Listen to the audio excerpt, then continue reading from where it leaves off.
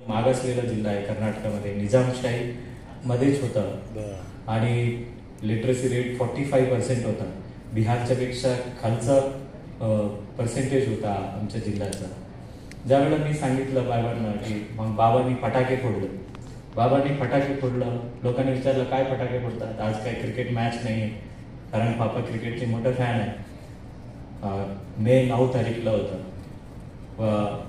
लोग म्हटले नहीं नहीं कल के पेपर में देखो, कल के पेपर में देखो रिजल्ट आया है, मेरा बेटा कलेक्टर बना.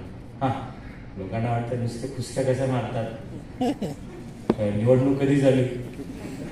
लोकांना वाटतं निवडणूक कधी झाली, आम्ही मतदानच केलं नाही तुझ्या पोराला. अरे मतदान नसतं, एक्झाम असतात वगैरे वगैरे त्यांना सांगितलं. तरी दुसऱ्या दिवशी पेपरमध्ये सर्व तिकडचे कानडी नाव होतं. मी मूळ माझं नाव श्रीकांत सज्जन आहे, परंतु मामांनी शिकवल्यामुळे त्यांचं आंध्रचं नाव टाकून दिलं जी श्रीकांत. आणि मग आंध्रामध्ये राहिले नाही, महाराष्ट्रामध्ये आलं. ज्या दिवशी रिझल्ट येतात सर्व लोक आपले आपले महाराष्ट्रावाले आडनाव बघतात. राजपूत असेल ते महाराष्ट्रीयन टाका महाराष्ट्रामध्ये, आणि मग कर्नाटकाचे आडनाव असेल तर तो तिकडे टाकून देतो. मग कोचिंग इन्स्टिट्यूट वाले देतात. ना मी आंध्राचा आहे, ना मी कर्नाटकचा आहे, ना महाराष्ट्राचा आहे. म्हणजे कुठल्याही तिन्ही पेपरमध्ये कुठेही माझे नाव नाही. मी नकोसं सारखं वाटलं. मी कुणाच्याही पेपरमध्ये आलो. परत दुसरी दिवशी बाबाने सांगितलं अरे तू मजाक तो नहीं कर रहा है, सही में पास हो गया की नाही हुआ, कोई पेपर में आए. मग दुसरी दिवशी सर्व गाववाल्यांनी येऊन पापांना, तो फिर दुसरी दिवशी पण नाही आलो. मग दुसऱ्या दिवशी मग सर्व पत्रकारांना सांगितलं अरे बाबा मी असे UPSC एक्झाम असते, सिव्हिल सर्व्हिसेस एक्झाम असते आणि त्यामध्ये मी 97 रँक आहे आणि IAS होणार आहे. फिर कोणाला पटलं नाही. अरे ये जी श्रीकांत है, तुम्हारा बेटा कैसा है, तुम्हारा आडनाव तो सज्जन है, ये जी श्रीकांत है. तो एकाला विश्वास बसला, एकालाच. आणि तो तिसऱ्या दिवशी ज्यावेळेला रिझल्ट आल्यानंतर तिसऱ्या दिवशी बातमी दिलं की आपल्या गावाच्या सुपुत्र जी श्रीकांत ISI पास झालेला आहे.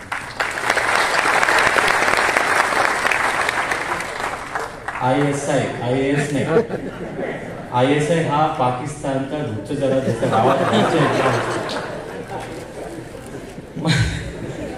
मला तो कठीण पाठवलं. मी म्हटलं अरे काय केलं रे बाबा, हे पोलिसांनी बघितलं तर मला जेलमध्ये टाकून देतील. ISI तर कुठल्या परीक्षा पास झाला. परंतु मी परत सर्व लोकांनी फोन करून हॉल तिकीट आणि सर्टिफिकेट वापस सर्व सर्टिफिकेट पाठवल्यानंतर तिसरी दिवशी छापल्या. तिसरी दिवशी व्यवस्थित सर्व मोठे पेपर्सनी छापल्या. गावामध्ये एक वेगळा आनंद झाला. आणि ज्यावेळेला मी, आमचे गाव आहे 3-4 हजारची लोकसंख्या, आणि ज्यावेळेला मी गावात गेलो आणि जवळपास 25,000 ते 30,000 लोक आसपास गावातील बघायला आले होते की कलेक्टर म्हणजे काय असतं, IAS म्हणजे काय असतं.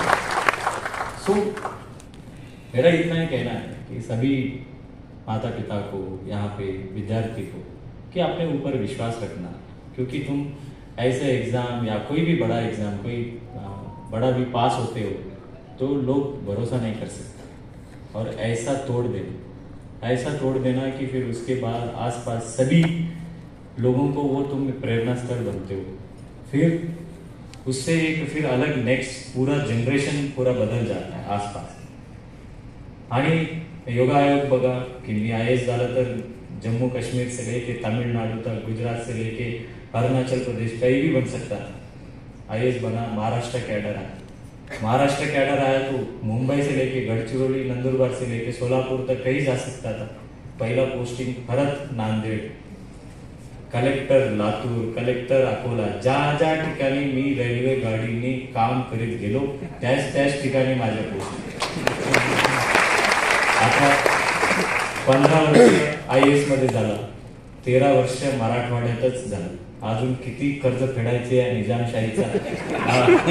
माझ्या आई बापाने कदाचित निजामशाहीकडून खूप खर्च घेतलं होतं. ते कर्ज परतफेड इथेच पोस्टिंग करून ते कामं करून घ्यायचे वाटतं.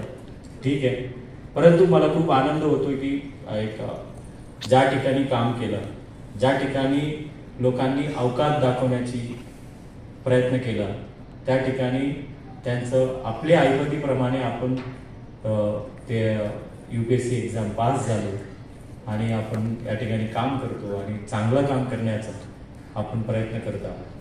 आणि मला एवढंच सांगायचं की तुम्ही तुमच्या स्वतःवर विश्वास ठेवा आणि योग्य मार्गदर्शन द्या आणि शिक्षणाकडे दुर्लक्षित करू नका. जर शिक्षण जमत नसेल, स्पोर्ट्समध्ये जायचं असेल तर स्पोर्ट्समध्ये सुद्धा पुढे जा. आज तरी आम्ही एक एक्झाम पास. आज भारतीय क्रिकेट संघामध्ये असे प्लेयर्स आहे किंवा कुठलाही तुम्ही प्लेयर्स आहे. आज ज्या वेळेला वर्ल्ड कप जिंकून ज्या वेळेला आले, किती लोकांचे प्रशंसा, किती मोठी प्रशंसा एक खेळाडूला पण भेटतात.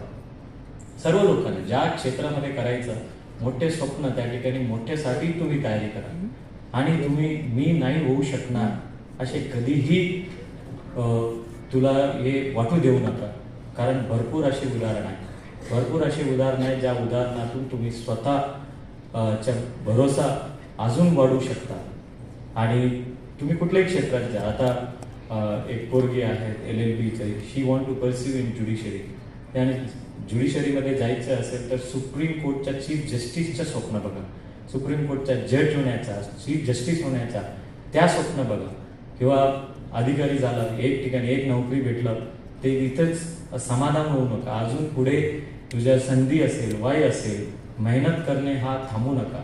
आणि मेहनत करणे मी कोणाला शिकवतो, ज्या समाज एवढा मेहनत करून बाहेरून येऊन इकडे जमून इकडे चांगल्या पद्धतीने काम करतो, शेती आणि शेतीपूरक व्यवसाय करून आज मोठं झालं, त्यांना मी मेहनत करा म्हणून शिकायची गरज मला वाटत नाही. परंतु तुम्ही अभ्यासाकडे पूर्ण लक्ष द्या.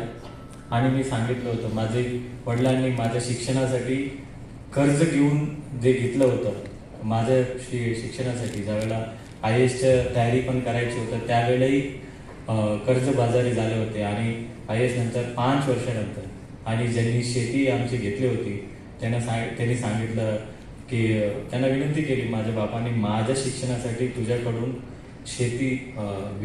तुला शेती विकले, तुझ्या जेवढं पैसे असतील तो पैसा मी देतो, माझी शेती मला परत द्या अशी विनंती केली. आणि त्यांनी सुद्धा मान्य करून जे बापांनी माझ्या शिक्षणासाठी घेतलेलं शेती मी परत वापस करून दिली. हे सर्व व्यवस्थित घडू शकतात. आणि फक्त हे काय लॉटरी नाही आहे, हे सिर्फ मेहनत का आहे. हे काय शेअर मार्केट नाही आहे की आज उंचेल परत उद्या दिवशी पडल, ये नहीं. ये अभ्यास में अगर आप इन्वेस्ट करेंगे तो अगर समझो मैं IAS की एग्जाम दिया, अगर IAS पास नहीं होता तो क्या होता. जरूर त्यावेळेला मी IASच्या परीक्षा दिला, एकच फोकस होतो की जे व्हायचं तर IAS नसेल तर परत वापिस तिकीट कलेक्टर. कारण शेवटी कोणी विचारलं तर काय काम करतो, कलेक्टर म्हणायचं. समोरचं सांगून विसरून जाऊ तिकीट आहे की दिसते. तो मग त्या दिवशी आमचा एक ग्रुप आहे, कॉमन ग्रुप आहे जे तिकीट कलेक्टर म्हणून यशस्वी झालेला. मग त्या दिवशी दोन्हीचा कॉंग्रॅच्युलेशन्स मेसेज आला. म्हटलं मी इंडियाचा कॅप्टन आहे, तू एखादा डिस्ट्रिक्ट कॅप्टन होशील. कारण नॉर्थ में कैप्टन बोलते हैं पुलिस को. फिर वो भी बोला है कि मिलेंगे हम. तो फिर एक आनंद होतो की ज्याचं प्रेरणा आणि सर्व लोकांचे आशीर्वाद हे होऊन मी जर होऊ शकतं, इथं बसलेलं त्यांचं पोरं असतील किंवा त्यांचं नातू असेल किंवा स्वतः असेल, तुम्ही पण तुझं स्वप्न पूर्ण करू शकतो असे मला ठाम विश्वास आहे. आणि ते होतील असे मी ईश्वर चरणी प्रार्थनाही करतो. आणि एवढंच त्या ठिकाणी मला सांगायचं आहे. आणि परत एकदा काही गोष्टी मी सांगितलं, फेल झालेल्या विद्यार्थ्यांचा सुद्धा तुम्ही योग्य मार्गदर्शन, जे पास झालेले गुणवंत विद्यार्थी अजून 4-5 विद्यार्थ्यांचं तुम्ही योग्य मार्गदर्शन करा. अरे मी पास झालो, मी यशस्वी झालो, माझा झालं तर संपलं असे नाही. तुला जर फार लवकर जायचं तर एकटा जा, फार लांब जायचं असेल तर सर्व समाजाला सोबत घेऊन जा. आणि सर्व लोकांनी एकमेकांचं सहकार्य तुम्ही करत राहा. कारण प्रत्येक वेळा समाजाच्या कार्यक्रममध्ये वधू वर परिचय मेळावा पुरतं मर्यादित राहता कामा नये. आणि शिक्षण आणि शिक्षणामध्ये अजून पुढे कसे जायचं सत्तेमध्ये जास्तीत जास्त समाजाची कशीच तुम्ही सहभागी होता येईल, कारण मेहनतीने जिद्दीने हे 100% अशक्य आहे. एवढं सर्व जास्तीत जास्त तुम्ही पास होतील असे मी या ठिकाणी अपेक्षा बाळगून थांबतो. परत एकदा सर्व नागरिकांना मी मनापासून शुभेच्छा देऊन थांबतो. जय हिंद, जय महाराष्ट्र.